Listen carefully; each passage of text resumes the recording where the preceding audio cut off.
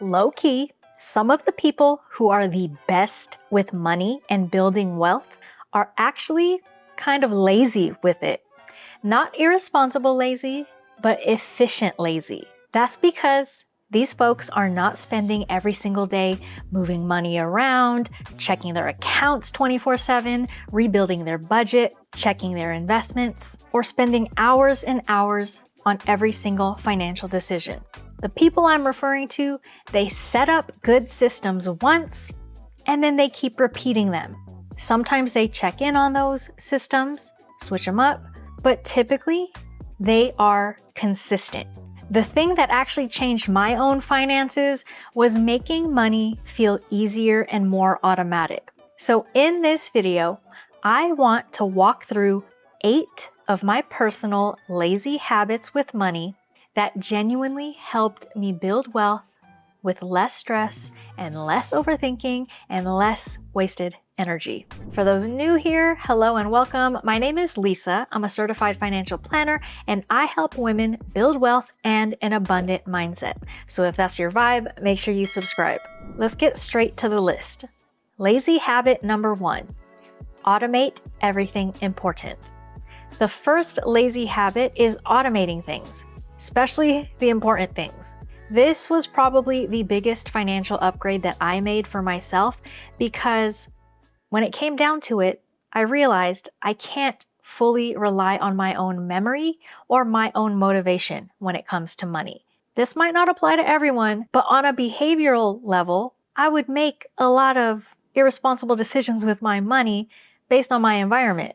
Before I started automating things, I was doing things manually, moving money around from checking to savings, forgetting bills and due dates, hoping that when I logged in, that the due date hadn't passed, forgetting certain things that I was paying for. I was simply mentally tracking too many things at once. And looking back, that was a lot of energy used up in managing my money. Nowadays, most of my important financial decisions happen automatically. Money gets invested automatically through automatic transfers. My money goes to savings automatically through direct deposits every time I get paid. My bills are on autopay for the most part. Even my fund, which is money I get to use guilt-free for myself, is automatic because I like knowing that I am consistently funding this bucket that I can spend guilt-free. Now, if you're not at this point yet, let me be real with you because truthfully, not everyone can just jump in and automate everything and then everything works perfectly. For example, if you are tight on money and you tend to overdraw your checking account, for example, you can't keep a minimum balance on it and maybe you end up having to pay monthly maintenance fees every month, then this might not be a scenario where you want to jump in and pay bills automatically with automatic bill payments. You want to make sure you can first build up a cushion so that no matter what, when your bills hit, there's sufficient funds. So that's just one example, but the reason I want to bring this up is I want that to be your goal.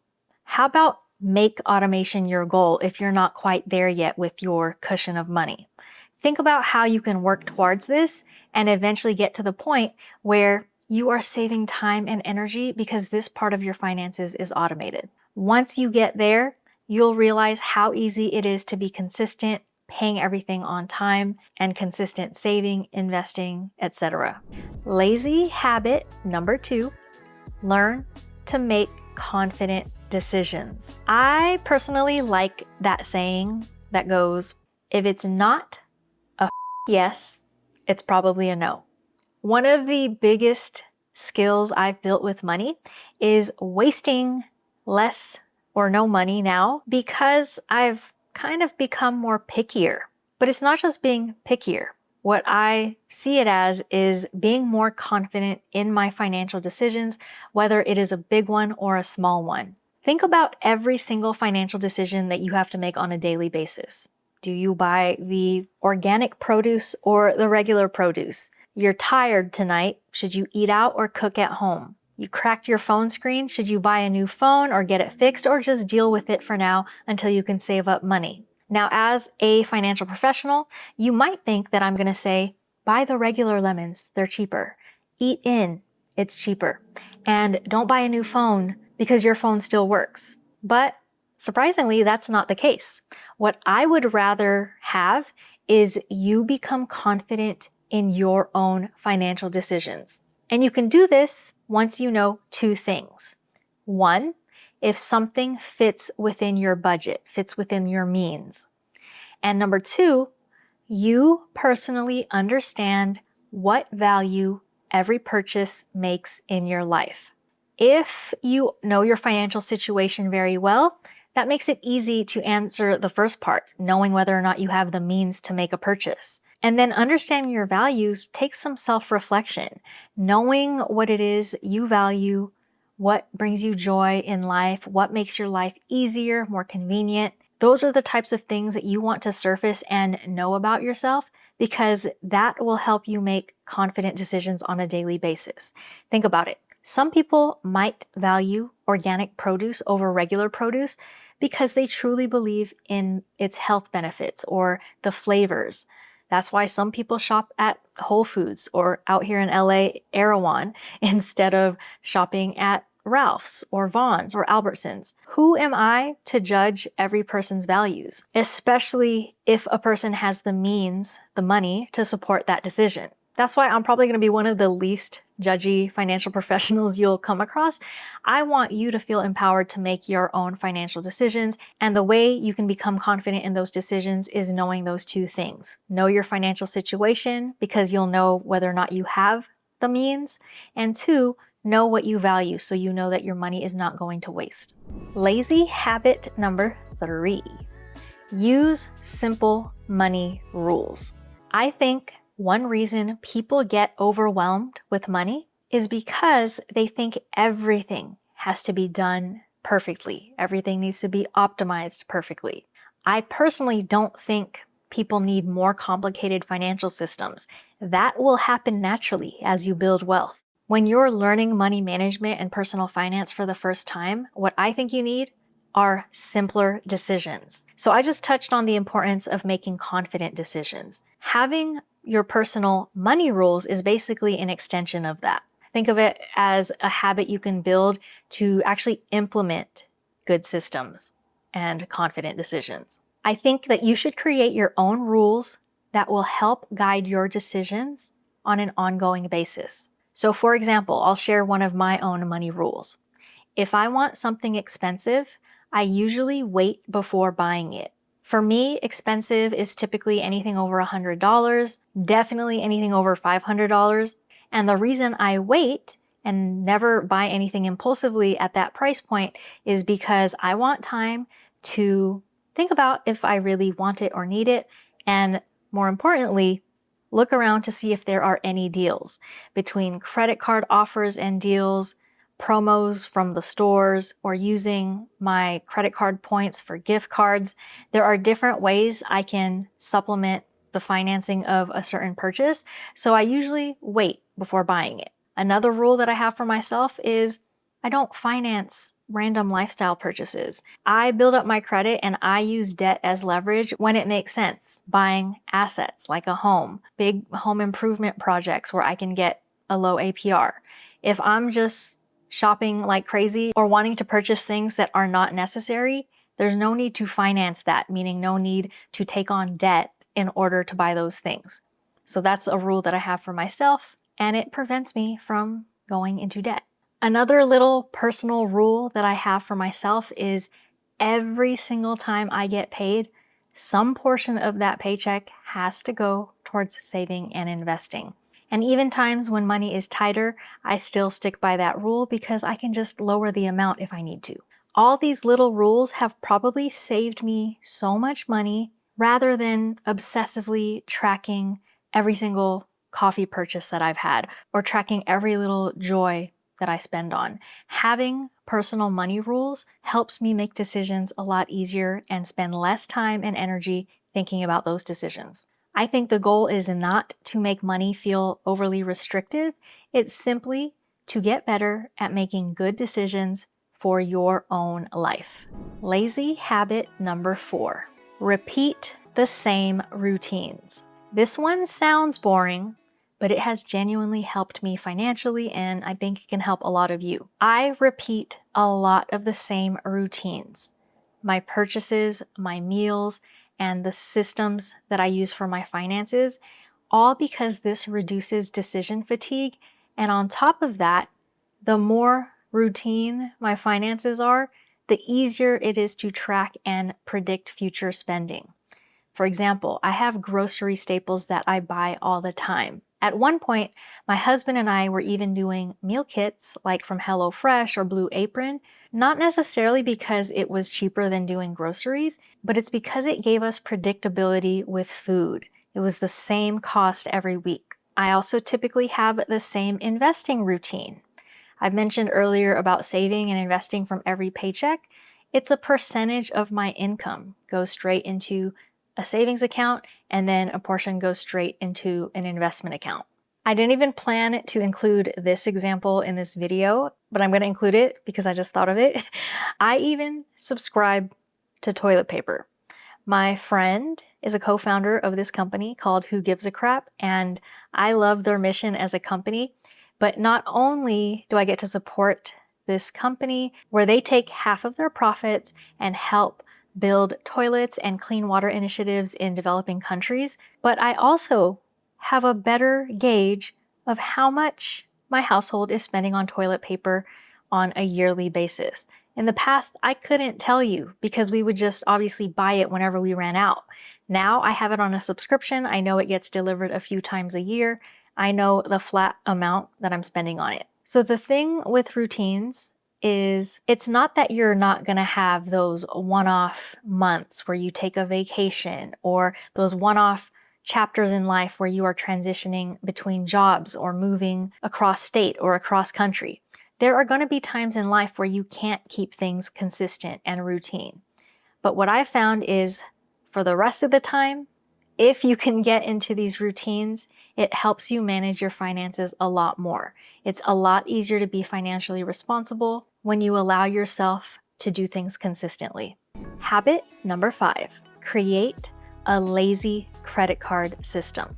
This is a lazy wealth habit I swear by, and that is having a simple credit card strategy. Now, before anybody in the comments asks me and you're like, oh, credit cards are dangerous, they're so bad, why are you telling people to get in debt? So credit cards are a tool, in my opinion. Yes, they can absolutely be dangerous if you're overspending, you're carrying balances, and you haven't checked yourself in terms of your behaviors when it comes to money. But I think when you have them and you use them intentionally as part of your money management system, credit cards can make your financial life so easy. And for me, my goal is to reduce my mental effort. That's my lazy side. I don't want to stand in a checkout line when I'm at the grocery store, standing, trying to remember, wait, which card does what? Where do I get the most points? And then not figuring it out by the time it's my turn. And then just caving under pressure and then paying cash. So I personally have created rules. And I think wealthy people tend to do this really well. It's that same idea of repeatable systems instead of constantly improvising. So for example, my husband and I, we each have our credit cards that are meant to be our personal expenses. So not from our joint bucket, but we have our own budgets. So I know exactly which card to use when I'm treating myself to a manicure or getting my hair done or buying a coffee when it's not me and my husband together. And then we have a card that we primarily use for all of our joint expenses when we go out to eat together, anything for the household. There are a few caveats with this because I do strategize which card to use for certain expenses. For example, my Amex Platinum card gives money back if I charge Hulu and Disney Plus through it. So I use that specifically for those purposes. But in most other cases, I have easy rules so I know exactly which card to use when. If you're new to credit cards, it might take a while to understand and learn which card is the best for which stuff, but this is something you can start to think about. Is there a world where you focus on one card for now and just run everything through it, pay it in full every month? That is kind of the first step with credit card strategy. And once you get past that and it becomes second nature and you're always paying it in full, that's when you can really start to strategize and be lazy when it comes to your spending, and then reap the rewards of free flights or credit card points or rewards. The idea is that you're not spending the same energy redeciding the same things over and over again. You know when you go to the grocery store exactly which card to use. Lazy habit number 6. Don't micromanage your money. Let me ask you something. Do you like being micromanaged at your job or at home? My guess is probably not. Being micromanaged is stressful. And it also has this emotional layer on it where if you're micromanaged, it's basically like the person who's micromanaging you doesn't trust you. So I think it is exhausting to micromanage or be micromanaged. And I think your money is kind of the same way. There was a point in my life where I thought being financially responsible meant checking my bank account constantly, 12 times throughout the day. Make sure I know every single dollar coming in and out. Basically being like a security guard when it comes to watching every single transaction. But I can say in hindsight that that was not me being empowered with money and being in control of my money. That was financial anxiety. Now, I will say this. When you are first getting your finances together, I do believe there can be a phase where you need to be hyper vigilant and hands-on and a little micromanaging. I actually have a video about this on what I call loose budgeting, but it's a couple of phases that you have to go through to get to the point where you can back off and stop micromanaging. If you are paying off a ton of debt, if you're still learning your spending habits and your behaviors, if you're still recovering from a lot of financial trauma, then I would hold off on this habit for now. But the seed I want to plant is the idea that micromanaging your money should not be forever. It is a phase in your financial journey where you want to be meticulous and know all the ins and outs. But as I've talked about all video, if you can eventually get to the point where you are setting up strong systems, then you can back off and let your systems run and be a lot more lazy when it comes to managing your finances. Lazy habit number 7. Optimize for convenience. This simply means you should intentionally make your life easier whenever possible. I think a lot of people misunderstand this because they assume being good with money means that you have to squeeze out every last cent out of every single dollar at all times. But honestly, if you constantly choose the hardest options, make the toughest financial decisions all the time, that can backfire. Because when you're trying your best to save every single last penny, even with the trade-off of giving up your time and energy, that's when money will start to feel difficult and exhausting and overly restrictive. And that is when people stop being consistent.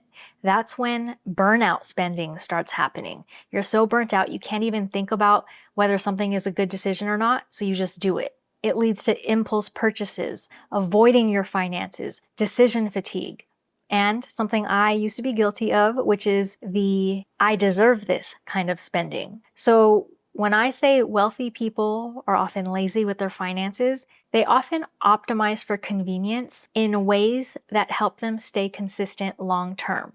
So this could look like using grocery deliveries so that you stop impulse shopping in stores if you tend to be an impulse shopper. This could mean paying for a direct flight instead of one that has like 3 stops, because when you arrive exhausted, that can ruin your whole week. This can look like using automatic payments and simple systems instead of tracking everything on 50 billion spreadsheets and checking your bank account after every transaction. And my favorite, this could mean paying for tools or services that genuinely save time and mental energy. So there's a conversation I've had with a couple of people because I am a financial coach and I am really big on using financial apps. I used to use YNAB and now I have moved my entire financial life to Monarch. And some of the feedback that I've gotten in coaching are from people who are like, Well, I'm trying to improve my finances and save more money. Why would I pay for a finance app? And I'm like, okay, this is a great question, but it requires a reframe. Paying for tools or services that save you time and save you energy and make your money easier to manage can be worth it, even if it costs money. So the reframe is, this is not being lazy simply because you choose to use a tool instead of tracking it yourself in a spreadsheet. I think for a lot of wealthy people, convenience becomes one of those things that they value. And when you value convenience and you optimize for it, it enables you to build wealth over time. Now, I'm not saying to spend recklessly in the name of self-care and always doing the thing that's going to be the most convenient, like ordering Uber Eats every night. It's about finding balance, but more importantly, what I'm getting at is it means that you should understand that your energy matters just as much as your money. The goal, the ultimate goal, is to build a financial life that you can realistically maintain, that you're not going to burn out from, but that you can enjoy as you are building long-term wealth and financial stability. Finally, lazy habit number 8. If you're an OG supporter on my channel, this will not be new to you. But lazy habit number 8 is making saving and investing the default. This is probably the most important one when it comes to building wealth. I've alluded to this a couple times in the video already, but it deserves its own habit, which is stop treating saving and investing like something if you have money left, if you have money left over. Instead, be lazy and make that a rule for yourself that saving and investing is a non-negotiable. Any paycheck, any new money that comes into your life, some portion of that should be saved and or invested for future you. For me, my future self gets paid first because I don't want to give present me the opportunity to accidentally spend it all. Making future me the default makes wealth building so easy and less time consuming because it's baked into my life. It's one of those personal money rules that I alluded to earlier that is just how I live. It's just the way I operate. It's not optional. It is baked in to my day-to-day life. So if you want to really be lazy with your money, set up those automatic transfers or direct deposits where every time you get paid, money is already going to saving and investing. That is the ultimate OG lazy habit if you want to build wealth. And that is the list. 8 lazy habits for building wealth. If you've been feeling financially overwhelmed lately and you want to improve your finances, but you feel like you have no energy, then I really hope this video helps you realize that wealth does not always have to feel complicated. There are some elements with money management and finance that are about making your financial life simpler and more automatic. I hope this was helpful, and until next time, peace out.